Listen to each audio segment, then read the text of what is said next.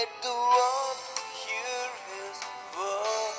உன் மனைவி உன் வீட்டோரங்களில் கனிதரும் திராட்சை கொடியைப் போல் இருப்பாள்.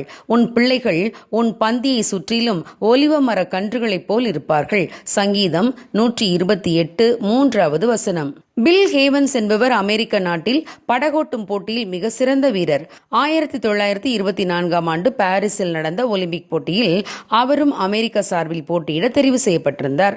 ஆனால் அப்போது அவருடைய மனைவி நிறை மாத கர்ப்பிணியாக இருந்ததால் தன் மனைவியை தனியே விட்டுவிட்டு ஒலிம்பிக் போட்டிக்கு செல்ல அவருக்கு விருப்பமில்லை.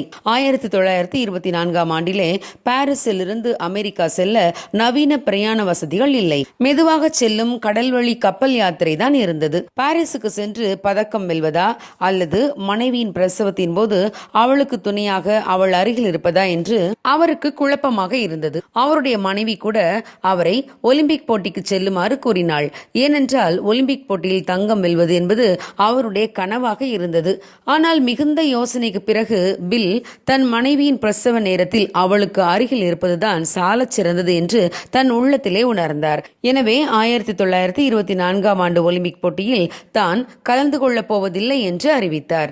மனைவியின் பிரசவத்தின் போது அவள் அருகில் இருப்பதுதான் முதல் கடமை என அவர் உணர்ந்தார். எல்லாரும் அவரை கேலி செய்தனர். உனக்கு பெருத்த அவமானம், நீ தங்கம் வெல்லும் வாய்ப்பை தவறவிட்டு விட்டாய் என்று அனைவரும் கூறினர்.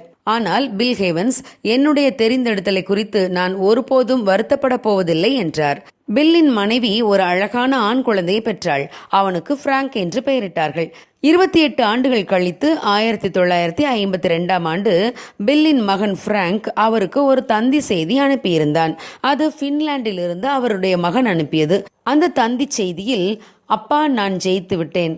நான் பிறப்பதற்காக நீங்கள் என் அம்மாவுடன் இருந்ததால் தவறவிட்ட தங்கப்பதக்கத்தை நான் வீட்டிற்கு கொண்டு வருகிறேன் என்பதாய் அந்த தந்தி செய்தி இருந்தது.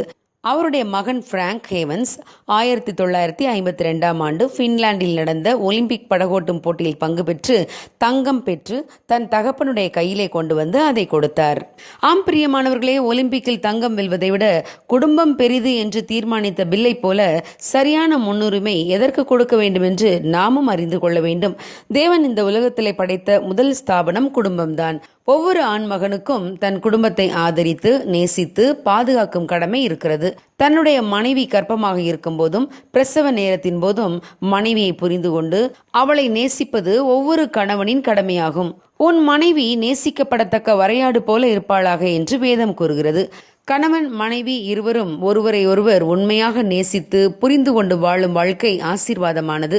இயேசுவின் தாயாகிய மரியாள் இயேசுவை பெற்றெடுக்கும் வரை யோசேப்பு மரியாளுக்கு உற்ற துணையாக கூடவே இருந்தார்.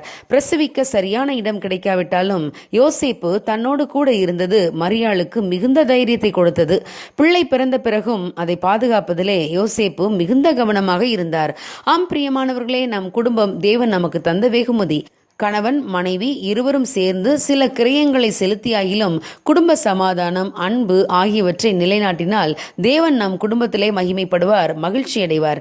ஆகவே சரியான தீர்மானங்களை எடுப்போம். மகிழ்ச்சியான தேவ பக்தி நிறைந்த குடும்பங்களை இந்த உலகத்திலே ஸ்தாபிப்போம். God bless you. Have a good day.